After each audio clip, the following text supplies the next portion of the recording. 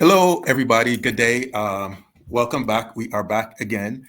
We had some technical issues, as you know, earlier, but we are back. Again, welcome to all of our viewers, wherever you are. For those who don't know me, my name is James Weeks. I'm the author of the book, Meditations Across the King's River, African-Inspired Wisdom for Life's Journey.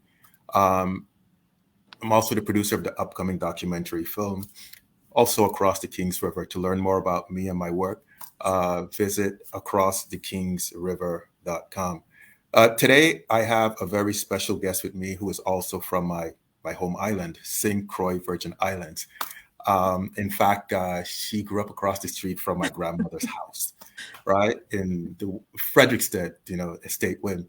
So without further ado, I'd like to welcome my special guest, who is an author, um, a medium, a spiritual diviner, also a sacred dancer of the Orisha tradition. Welcome.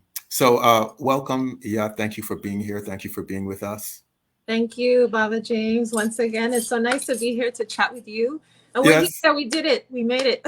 we made it. Wait, we made it. Well, Yeah. congratulations on your book, Divine Reflections at the Crossroads. Thank you. And so I'm wondering if you could share, first of all, with the audience, your motivations behind writing the book, like why now, and what prompted you to write the book? Right. So, what prompted me to write the book was my experiences with my ancestors and understanding the the importance of including our ancestors in our healing journey.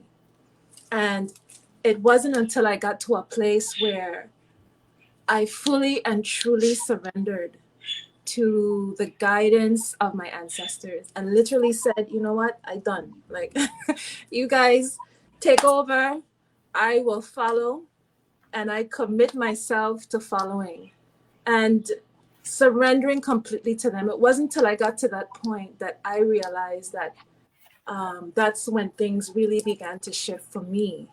Um, and so it was one particular evening where I had come to the realization that there were things that I was beginning to see. And I had seen for some time, but for some reason on that particular night, it was more obvious, right? They allowed me to see it differently in a way that made me understand that it was time to include them in this way. But I began to see certain patterns and some ancestral um, uh, situations that have been passed on through the family, and things that I had been experiencing that I knew were clearly ancestral. And some of it I felt were also karmic. It wasn't until I came to that realization that I was not able to fully understand that in order to make this significant change in my healing journey, that I needed to include them. And I needed to include them in a way that wasn't just about talking about it. It wasn't about just, believing in it. It was actually surrendering to them. And after I physically and spiritually and emotionally surrendered to the guidance of my ancestors, it wasn't until that point that I was not able to experience the reawakening and the healing that was able to take place. So it was like sort of like a unfolding that occurred after that particular evening.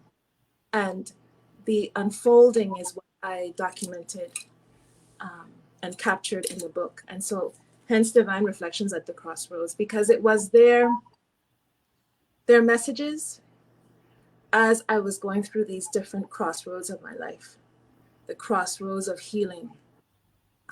At every point, they guided me with messages. And that is what is now Divine Reflections at the Crossroads. Beautiful. So, can you talk to us a bit about surrendering? You said like it wasn't until you surrendered, and from the way how you described it, it sounds like there was some resistance, some pushback. Could you talk to that, what that was like for you, and then also maybe talk about from your experience working with people, what is the pushback? What stops people from surrendering, in your opinion? So, I believe for me that I believe that all along I was surrendering. That's the thing. I wasn't even aware of the fact that I could surrender even more, as you and I have talked about before, right? Like sometimes you think you're doing a good job, and then you realize, wait a minute, no, right? Like you can go deeper. You can go deeper. And I believe that what is scary for some is that they believe that once they surrender, they don't have any control. And there's also a vulnerability that comes with surrendering. I know for me, when I got to that place where I finally realized that I had to surrender, there was this instant feeling of relief, knowing that I was going to be cared for. But at the same time, there was that vulnerability and this feeling of just being exposed, you know? And so I think that therein lies the sort of the struggle is, you know, really relinquishing control and believing that by doing so, you're no longer participating. And what I realized is in doing so is when I truly was able to tap into what was divinely for me. And so that is what, that is what, and so someone had actually asked me, like, what took me what took me so long, like why did it take me so long to get to this point? Because I've been on this journey for quite some time. But I believe that everything happens in divine timing. Everything happens as it should, and perhaps I wasn't ready years ago, but on that particular evening I was ready, and I knew I was ready. And that's another thing, you have to be ready. You have to be ready. People could talk and give you advice and tell you, well, you should do this, and right, but it really comes to you being ready to make that step. And so perhaps on my journey, I wasn't quite ready. And perhaps I felt there were other things that I could have incorporated that would have made a significant difference. And they did. I had initiations, I had many tools. But at that point in my life, I needed to surrender because a lot of it was ancestral. And it's also the realization of where these situations are coming from, where these traumas and these hurts and these pains and these, you know, the being stuck, where is that coming from? And if it's coming from a place of if it's coming from your ancestors, then there's really that need to include them as part of the solution. So Well, I love that. Include ancestors as part of the solution. yes. So your book is full with like a lot of different reflections, and so what I'd like to do now, I'd like to maybe read some of the reflections, well, parts of some of the reflections, and you could give the audience some insights as to what motivated you to write these passages. So there's a section here called "The Healing." So I'm just reading now from her book, "Divine Reflections at the Crossroads," which we would love it if you would support her and get a copy of her book. So it says, "I ran my fingers over the scars that I thought were healed, only to discover they were still healing. Healing is about feeling. It comes in waves. Sit with it. Allow it to communicate that which you need. The parts of you that require healing are exposed. All the feelings of the past slowly rise to the surface. The memories and thoughts become more vivid. Allow yourself to go through spectrums of emotions. What do you feel? Don't rush to send it away. Don't ignore it. Don't question why it has arrived, but instead, what does it need from you? Allow your soul and spirit to guide your process. As it releases the need to exist, be thankful and bid it farewell. You have healed just a bit more." Tell us about that. And tell us about, as you look back on your life, in what area would you say you needed the most healing? And also, as you work with people, where do you feel that people need the most healing? And so, as a therapist, I found it very important to share of myself as I was healing. We often hold space for others while they are healing. Um, but it's important for us to also um, be transparent about our healing, right? Because I'm of the belief that, we're never fully healed. And I think I've mentioned this to you before, and I'll tell you why. Because as we ascend, it requires more healing. And that was my experience. I felt that I was healed, right? But as you continue to evolve spiritually, and as you continue to grow, and as you continue to heal, you require more healing. And sometimes you're being encouraged, if not forced, to go back and heal again from the things you thought you had healed from, only because this new level of existence requires a new level of healing. And that was my experience, Baba James. I thought that was good.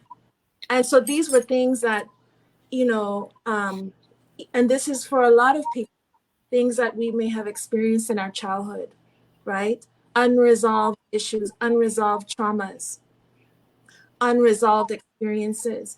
Sometimes you don't even realize how much of an issue something is till you get to a certain age, right? Or there's a certain life event. So you're thinking you're good, and then you get married, and then you start having children, and you're like, wait a minute, why am I having these challenges, right? And so for me, it was just part of my evolution, you know? And I turned 50 last year, and that was a huge turning point for me leading up to the year 50, right? I came to the realization that the things that I had healed from, I needed to heal from even further. And instead of fighting it, I welcomed it. Because what I realized is that there was no need to worry. There was no need to be afraid, because I was in a different level of my life and a different level of existence. So I had a different perspective and different tools and a different approach. And I could apply the healing that I once used to this experience, right?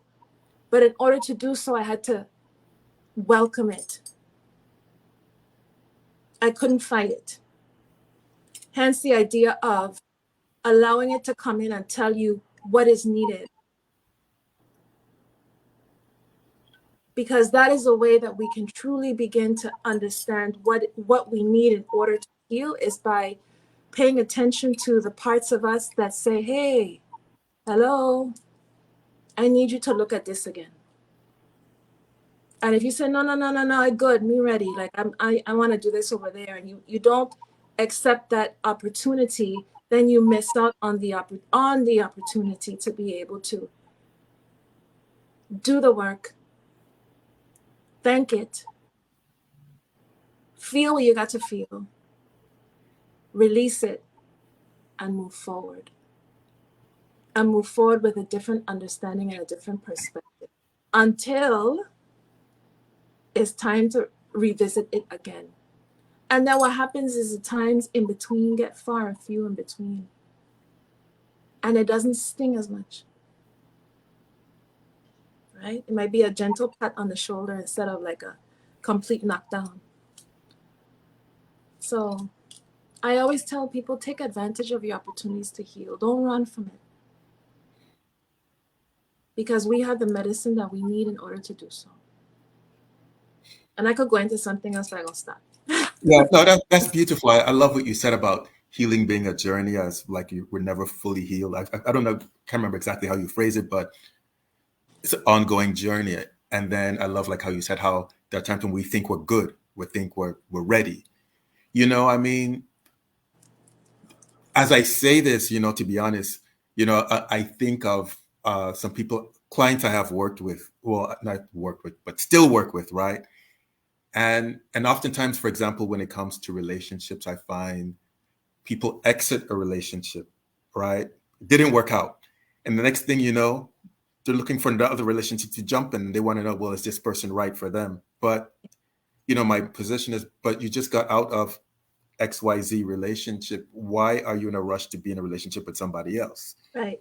And is it because there's something genuine that you want to explore in that relationship? Or is it that there's something you are avoiding in your personal life that makes you feel you need to be in a relationship? So, I mean, to your point, you know, we we need to look at areas of ourselves where we think that we're good, as you put it, when in fact we need to go back and revisit things, as you said, and constantly be in that state of introspection.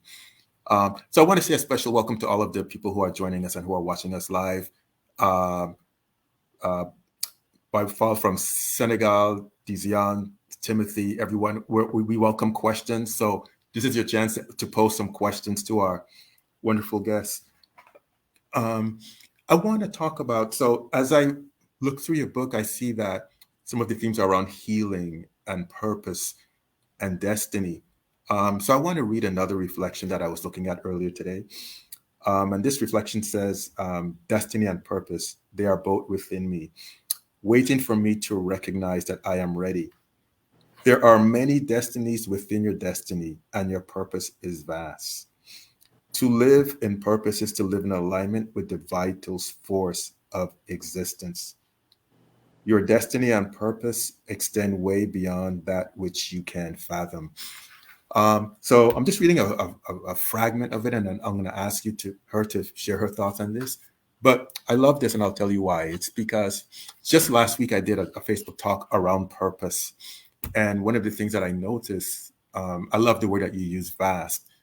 It's because often as people think of the purpose, sometimes people approach purpose as though we are machines. Like, well, I'm here to do this, and am I doing this? Am I not doing this? And they approach it as though we are like cogs in some machine that we can only do one thing, and that's it.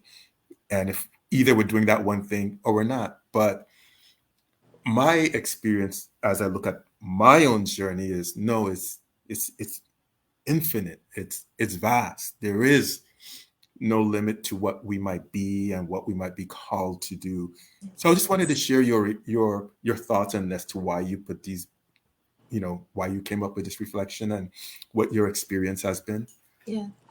So personally, and as a therapist, I find, and as a priest, I find that a lot of folks, including myself at one point, may have struggled to find what their destiny, or to align themselves with their destiny, or even more so their purpose, right? And so one of the things I always tell individuals is that your destiny and your purpose are not so far away. They're not like this thing outside of you that you have to like search for and look for and fight for, and right, there's an ease that comes with this. And so the question is, are you willing to embrace that with ease, knowing that your destiny and your purpose are not out there in some cosmos, they're inside of you. Everywhere you go, there is your destiny. Everywhere you go, there is your purpose, right? You're living in that. And also, like you said, I think people limit themselves thinking that it's only this, right? But it's so much more than what you can even imagine. And so it's also about surrendering and opening yourself up to the possibilities of all that it is, understanding that also there are destinies within our destiny, and that our purpose may shift and change depending on as we evolve and as we ascend and as we heal, right? It might shift slightly depending on where you are in your life. But it's about being open to the possibilities of these changes and realizing that all that you need is within you. You don't have to go looking for it, right? Now, granted, some people do go for guidance. They might go for divination, they might go, for therapy, for coaching, to find out, okay, what am I doing wrong, right? Or what is it that I need to do differently? And that's wonderful. I encourage folks to get the assistance and the support that they need, but to always know that even when you go to individuals for help, they can assist you, but you're the one that carries that magic. You're the one that carries the answers. You're the one that carries that within you, right? And so I think for me, part of my journey with my ancestors and part of my awakening and my reawakening was understanding that despite the fact that I felt that this was my purpose was so much more than that, right? But I also had to get out the way. And I also had to allow myself to be vulnerable and open. So there are all these layers. There's all these layers, but the layers are not outside of you. The layers are things that are within, that you, as you go through this process internally, you become more connected with what that is for you. Beautiful. I'll make a quick comment, and then I'll introduce a question here. So a word that you use that I love is ease. There's an ease that comes. I love that word so much because, sometimes as I work with people or as I reflect on how I feel about purpose and things like that, ease would be a good way to describe it because, I feel like, well, it's not that hard. It, it's like I feel often we just like overcomplicate everything, but it isn't that difficult. It's more about tuning into, okay, what am I feeling now? Okay, or where are my interests taking me? Or who am I? If you just even pay attention to on a daily basis, like who do you tend to listen to? Like who captivates your attention? Even something as simple as that can give you insight into because, well, who is that person, or who do these people tend to be? There are just so many ways, as you know, that we can get insight into, okay, where we are now and where spirit wants to take us. So I'm going to introduce a question and I'd love you to answer it. I'm going to put it up here, but I'll read the question out. This is from, oh, this is actually, there's two questions. So I'll just read Timothy's comment and then I'll introduce the question. This is from Timothy. I remember what was said about purpose last week. I made that connection with the idea that purpose isn't pigeonholed into one thing that's orbiting one's life that we shoot at, that it's more like a root that grows within, up and out, that touches and joins others even. I love how you expressed it, that very poetic. A root that grows within, up and out. Would you like to comment to that, Michelle? So, it is a root because it's something that we're born with. It's something that's instinctually ours. It's something that's divinely ours, right? But the idea of the root, when he mentioned that, and thank you so much, Timothy, for that, is that we have to tend to that root. We have to provide it. There's a part in my book where I talk about spiritual soil, and we have to provide all of these things with the soil that's needed in order for these things to grow, to take root, to plant our seeds, to take root, to grow, right? We have to be able to provide the environment in order also, and the environment is external, but again, it's internal, right? And so, yes, allowing this process to take root and to recognize that it's within and allowing it to flourish and then allow it to come forth and for us to utilize this and bring it forth into the world, because a lot of times we will stop the growth, right? We want to let it go but so far, and then herein comes the fear, right? And the doubt and the worry and the questions and the comparisons and all this other stuff. So it's also about, again, going back to surrendering to the growth that can manifest and the things that we can manifest if we allow this root to then grow into something even more magical, right? So there's also the component of fear that I address with individuals as well, who are, because a lot of times people know you, they know. If you ask questions, most times by asking questions, folks will tell you what their dreams are, what their aspirations are, what they desire, what makes them excited, what makes them happy, what makes them feel at ease, at peace. But then when you say, well, what's stopping you? It's the fear. And so there's also the process of unlearning that which we've learned, which presents barriers for us to really allow this thing to grow. Beautiful, beautiful. So I'm going to introduce this other question here. This is from Dizian. So let me see. Okay, so his question, my question is that I asked God to show me the way and listen to me, but he didn't give it all the way. I guess he's saying he didn't quite give it all freely to him.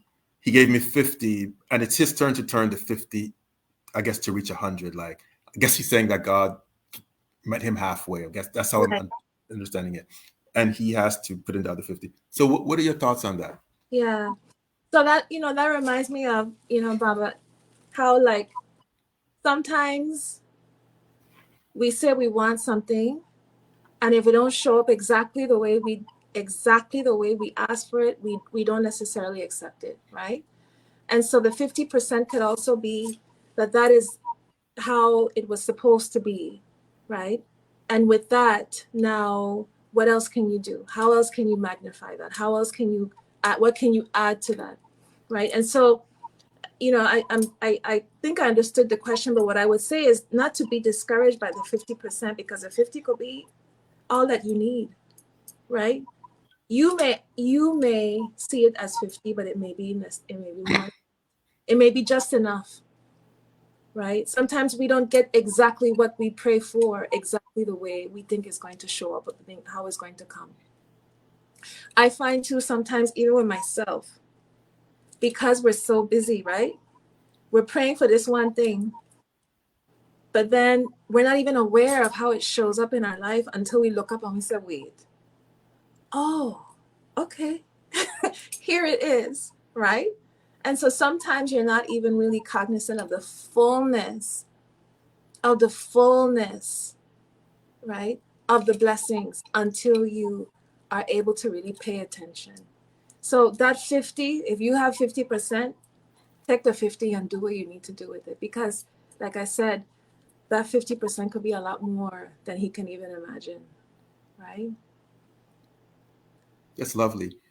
So we have another question here. This one is from Sherry Cooley. She's saying, so when we open ourselves to be vulnerable, she's saying, okay, when we open ourselves to be vulnerable or victimized, does that also lead us to our purpose, or is it a distraction?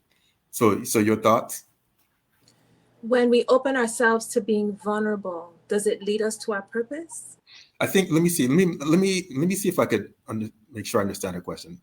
So she says, when we open ourselves to be vulnerable, she puts or victimized, does that lead us to our purpose or this instruction? I think I guess what she's saying is like when you open yourself up, when we open ourselves up and now we're vulnerable, maybe what she's saying is there's a potential to be victimized or hurt, maybe. And does that lead us, does being hurt, maybe, does that Right. lead us to our purpose, or is it a distraction? That's how I'm interpreting her. Yeah. Right. So, when we talk about being vulnerable, we talk about opening ourselves up. It's opening yourself up to the power that resides within you, so that the powers that be outside of you can match that, right? And so there's not a vulnerability that makes you weak. It's a vulnerability that lends to you really becoming more aligned with your power. And so, when you speak about being victimized and being vulnerable, if you're speaking about being vulnerable and opening yourself up to, if we're talking about healing, if we're talking about your destiny, your purpose, it's also about recognizing the power that you have within you to be able to match it and maximize that with the power that you believe in outside of you. So the vulnerability comes with you recognizing that everything that you're looking for is not necessarily outside of you, right? It's also recognizing that everything that you're looking for is within, and therein lies a vulnerability. Because a lot of times we doubt in our internal power. We want to give everything away to everybody else. Everybody else is smarter, better, knows more, And then, you believe, of course, in the supreme creator, and, but you don't stop to think of how much power you hold within you, right? And so the vulnerability comes with allowing yourself to feel and connect with that sense of power, which, doesn't necessarily create more opportunities for you to be victimized. I think the victimization comes when you don't understand how powerful you are. Because what happens is you give away all your power, therefore you're powerless. Therefore, you're more open to being victimized, right? You depend on everything outside of you for power, for love, for acceptance, for validation, for understanding. Therein lies opportunities to be victimized. But if you were to stop and be vulnerable enough to say, I am willing to look at the power that I have within me, and understand that I am connected to this divinity that lives outside of me by connecting with the divinity within, then you're less likely to be victimized. And even if somebody tried to come and pull things on your experience might be different, because you realize the power that you hold. You realize that the power that you stand in is a sense of confidence and peace that comes. That's beautiful. I love that. Peace. Uh, Peace. I That's the love. best. Let me tell you, that's the best part, though. That's the best part. I have to say that is the best part of healing, is finally being in a place where I feel like I'm at peace. I love that. I'm not fighting. I And it love wasn't that. that I was fighting anybody outside of me. It's that internal conflict that'll just be with you every day, every day. Takes a toll, Hmm. Right. you know? I would like to read another reflection from your book. And so, for those who, if you're just joining us, her book is called Divine Reflections at the Crossroads. Could you tell us where this book is available? I know it's available on On Amazon. Amazon. For now, on Amazon, I'm trying to get, available in bookstores near you. Okay, good. But for now, it's available on Amazon. So yes, please, Okay, just put in Divine Reflections at the Crossroads by Ife Milligan, and it'll pop up. okay. Yeah. So I'll read another reflection that you got for here. This says, "My fears are realized. Face your fears until they no longer have the power to face you. Fear prevents you from living in your greatness. Fear prevents you from remaining in the present and creates worry about the unknown." That's profound. Fear prevents you from remaining in the present and creates worry about the unknown. Acknowledge your fears, listen to them, and then send them love. Your fears were created, but for a moment. They were never intended to dominate your entire existence. I love that because, and I'm going to ask you for your thoughts on this. Oftentimes as I work with people, or I look sometimes even within our own traditions, to be honest, and I find that, for a lot of people, there's so much fear, fear about this, fear about that, a fear about the outcome of this, you know, if they want to take a trip, they're fearful of that, or fearful about, what will be the outcome of this relationship or that relationship, or this business or that business, or this, there's so much fear that dominates, um, too many of us, that Yes. prevents us from like living life. And so, Yes. sometimes, I want to ask, well, do you want to live life? I mean, is that living, to be fearful of everything all the time? Is that living life? Is that where we want to be? So your thoughts on fears, and your thoughts on why you wrote this passage here? Yes. So, fears, as I mentioned, as I wrote, are but for a moment, right? Within fears, or within the process of fearing, as we now say, anxiety, right? Things that we are afraid of, things that we feel may happen. There are opportunities to also heal, right? Because there are reasons why we're fearing. And so instead of giving into the fear, what I encourage folks to do is to ask themselves why and sit with that, right? And to then address the fear. Don't push it away. Um, don't allow it to govern or to monopolize, but sit with it, right? And literally ask it, what are you here for? What is it that I'm supposed to be aware of? And so what happens when you have that conversation with that which you fear, then it doesn't create as much as of an imbalance in terms of this fear controlling you, right? There's an understanding that takes place. And through that understanding, you're able to then begin to address that which is needed. And a lot of times, people might say, well, this sounds very cliche, right? But a lot of times it's love. It's about bringing yourself back into an awareness of love and compassion, starting with you first, right? Starting with you first. And so, I always tell individuals that are working with fears is to imagine the fear, sit with the fear, witness it, have this conversation, and the love that you have within you. Literally see yourself like enveloping this fear with love and releasing it with love. When we release our fears with love, then there's healing that continues to manifest as we're releasing it. You're sending it away with some of your medicine and saying, okay, go away, but go away with love, right? And also realizing that, our fears are things that have not happened.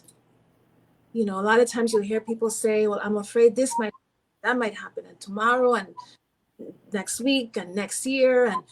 But those things haven't happened, right? So it's all about coming back into the now. Like, where are you right now? What's happening around you right now? That's why I love the whole concept of mindfulness. In my practice as a therapist, that's one of the tools that I utilize the most with my clients is mindfulness. Because if we're to stay in the moment and be present in the moment, what exactly is happening right now? What are you feeling? Where are you? What's happening around you? You realize that you're safe. You realize that things are not necessarily the way you would expect them to be, right? In some cases, there might be situations you have to come out of. But nonetheless, it takes you from out of the future into the present, right?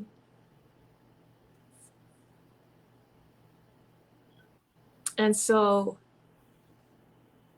it's all about coming into the present and being able to face those fears right in real time, right where you are, as opposed to trying to figure out if and when these things are going to happen, right? I love that. I mean, it's so simple and profound. If and when they're going to happen, and half the time, these things that in our heads, do they happen? No, they don't. You know, so worrying and stressing and debating over all kinds of unimagined, things that don't. It's not there in reality. You know, so two comments. So I'm sharing. I'm going to read two comments. One is from Heather Craig. Hello, Heather. Thank you for joining us. Hope you're staying cool out there in Arizona. So, an experience I just had got me through fear, knowing that ancestors had me taken care of, feelings that fear was lack of that faith, but then being able to disarm that fear by looking at it, it looking at it as a phobia, and keep stepping forward. Mm. Yes, beautiful. And so one of the things, that was Heather, right? Because my screen is kind of small. I can't see that. Heather. Yes. One of the things I always encourage folks to do too as well, Baba, is to dissect your fears. When I talk about analyzing them and talking with them and finding out why they're here and what they want and what do you need from me? It's also understanding what they live off of. Why are they here? And how are they thriving? What are they living off of, right? and removing that which they thrive on, removing that which they live off of, right? That's another way to begin to give them the love, right? By addressing the things that you need, right? That you need in order for them to be able to be released.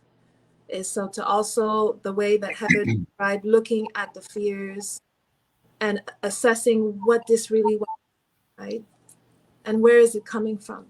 So again, facing your fears so they no longer have the power to face you.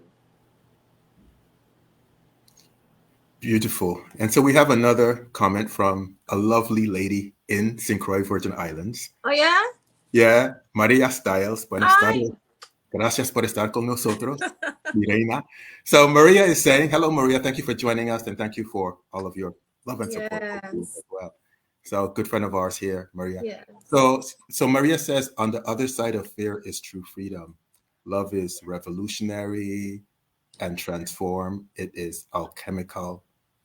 I love this. So happy for you. Congrats. Yes, love you too, Maria. Could you comment on this? Yeah. Yeah. So so Maria mentioned love. And one of the things that I think is so important is to learn how to utilize love as a form of healing. You know, um, we're so accustomed to give our love away. We want to love this one and that one. We love our children. We love our parents. We love everybody outside of us, right? Um, but we fail, to see how much we can heal a lot of our own wounds through our own love. I see love as like our divine medicine. And some people might say, well, I don't know what that is. Like, what is that? Because some people may not necessarily understand love or feel they don't understand love because of experiences they may have had. But those experiences outside of you don't determine how much love resides in you. Whether or not you receive love on the outside, whether there were things that you may have felt took away your love or didn't give you love, does not change the fact that you have an abundance of love within you that is at your disposal for when you need it in order to heal. And so it's a matter of also, one of the things that I do is visualizing, like whatever you visualize love to be. And you can do this through a meditation or through a prayer, visualizing what love is internally and tapping into that and feeling it and seeing it sort of grow and manifest within you, filling yourself up with this energy. It could be an energy, it could be a feeling, it could be a color, it could be whatever you associate with love. But the gentleman before talked about roots, right? But it's also about watering those roots of love that are within us. And once you are in a place where you feel like you're connected with that love that's within you, then you can use it in situations as you go through life. You can apply some of that love to wounds, to trauma, to circumstances, things that may have happened. It's like taking a bit of your own medicine, right? And applying it to these situations. And it's possible. A lot of times we quick to take things externally, not realizing that within us is this divine energy of love that if we only can access it, there's so much we could do with it, so much. Absolutely. Absolutely. So question, so we're almost at the 45-minute mark. What I Yeah. would like to ask you is this question. So for people who are, you know, going to get your book or as they read your book, what is your prayer for them? I mean, what is your ultimate wish for them? Say, you know what, I have this book. What would you say is your ultimate wish in terms of like what you want them to feel or experience or think about? What would you say? Well, so the book is, again, Reflections messages from my ancestors as I went through these journeys, this process of journey healing, right? The different crossroads. So understanding as you read the book that at the crossroads of your life, there's potential for healing. It's not all about choice, right? It's also about a choice to heal and a choice to address the things that sometimes we don't necessarily want to address, or we feel we don't have the power, right? Or the wherewithal to address. And so it's about recognizing when they read the book, I want them to understand that you have the power within you to be able to, at these different points of the crossroads of your life, to remember, right? To remember that you are powerful. Remember that you have all that you need within you, right? Um, Also, I have something written here that I wanted to read Sure. about the book. So, this book was written to encourage others to expand beyond that which they perceive as the limitations of healing. Healing is not only experienced within the confines of our body, healing can be projected into the universe and returned as love. There are steps and there are layers and there are dimensions of remembering. And this is what I wish for others to see. I actually wrote something. I didn't know you wanted to ask me this question, but I wrote this down earlier. This is what I wish for others to see. Go To ahead. experience the crossroads as a portal, not only for choice, but for rediscovery of self through an awakening, right? So understanding that there are no limitations in healing. We have been made to feel like there are limitations. You can only heal if you do this. You can only heal if you do that. You can only heal if you take this pill, if you talk to this person, if you get this initiation, if you give this offering, right? Healing is, we talked about destiny and purpose being vast. So is healing. There's no limitations to healing. It doesn't have to be within the confines of this body. It's about accessing the destiny, the divinity within us and the divinity outside of us, and accessing all the love that's in between, right? And so that is what I want people to remember too, when they do read the book, Divine Reflections at the Crossroads. Wow. Knowing that there's history, there's healing at the crossroads, but also as what's on the book here, the calabash. So there's healing in the calabash, right? There's healing in that which we carry, right? The ancient secrets of our ancestors. They have that medicine, and we have it. It's ours. And so just Beautiful. remembering that you have the power. You have the No, power. it's important because one of the things that I've realized, and I know just from experience, and also from working with people, for so many years, like when we're going through something in life, let's say a storm or a crisis, we tend to think, well, then it'll always be this way. Well, I'm in this situation right now, and then this is how my life will end up. This will always be this way. If someone hasn't been in a relationship, they'll think, well, then I'll never be in a relationship, or I'll always be struggling. And these things are not true necessarily, right? They're not automatically true. And so, I would like to piggyback on something that you said about love being possible for us, but also, peace is possible. Peace is a possibility for us, and love and healing, these things are possibility, and so we have to stay focused on those things and not. I know some people say, oh, those are cliche. Oh, like you like to be so optimistic, Right, life right, isn't like that. Well, it can be like that, right. and the reality is, and I love to say this, every day on planet Earth, somewhere somebody is getting healed, guaranteed. I mean, every single day on planet Earth, somewhere, there's a miracle happening. So why that miracle can't happen for you? I Right, mean, honestly. Well, right. so why do we want to assume it can happen for you or for me or our loved ones, right? So anyway, that's what I wanted. So And thank you so much. Yeah, go ahead.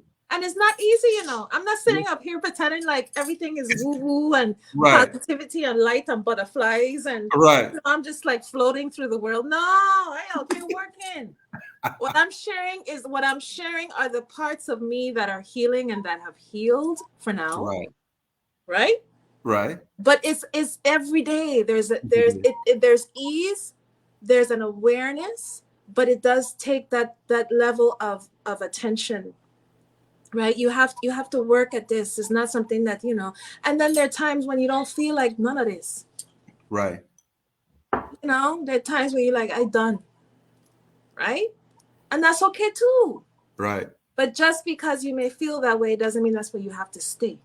Right. Right? Allow yourself to feel what you feel in the moment, but then knowing that after you're done going through all that, there's this possibility. As you mentioned, there's this miracle. As I mentioned, one of the first things that I wrote at the beginning of the book was always remain open to the multitude of miracles. Just around the corner, a new life awaits. Just around the corner, a new life awaits. So, always know that. Always know that. Always have faith. That's Always right. have faith. Well, thank you so much for sharing your wisdom with us. It's been a pleasure and an honor to have this wonderful, insightful conversation. So, wishing you continued success with the book, and for all of our viewers out there and on Facebook. Again, we would love it if you could support her book. It's difficult for authors to create something, right? And so the journey of creating, it's part of the gift to you, to the universe, to the ancestors. And so as much support as you'd like to give, we would definitely appreciate that. So thank all of you for contacting us. One more thing. So where can people contact you at if they have questions, personal questions? Yes. Where can they? So I'm here of course I'm on Facebook, but I don't do what you call it, the messenger here on Facebook. I don't do that a lot. So Right. mostly I tell people to, they can email me at embraceyourdivinepower at gmail.com, embraceyourdivinepower@gmail.com. Also, I spend more time on IG and my page is sacred_crossroads with one S, because there's all these fake pages out there. Mine got one S on the end. So I'm on IG. And I also have a link tree. It's Linktree Ife Michelle. So definitely, I would love for folks to stay in touch. And I want to say just thank you so much for being an inspiration. I always thanking you. Thank you so much for being an inspiration. Thank you so much for holding space the way you do in this world for healing. You are truly, truly, truly a gift. So thank you. And I'm not saying it just because I'm saying it true and it's real. Also, I have a profound respect now for authors, because especially when you're writing about things that are so intimate, right? The process of doing this and then having to turn it over to the world. Boy, that's a whole other discussion. but I just want to thank you so much for, just the work that you do and the messages that you send out every single day. Like you are, such a beacon of light. So thank you. Well, thank you so much. And thank you to our ancestors. Ash. Again, it's been a wonderful afternoon. Thank all of you for joining us, and wishing you a continued good weekend. Thank you. Thank you so much, everybody. Blessings. Yes. Okay.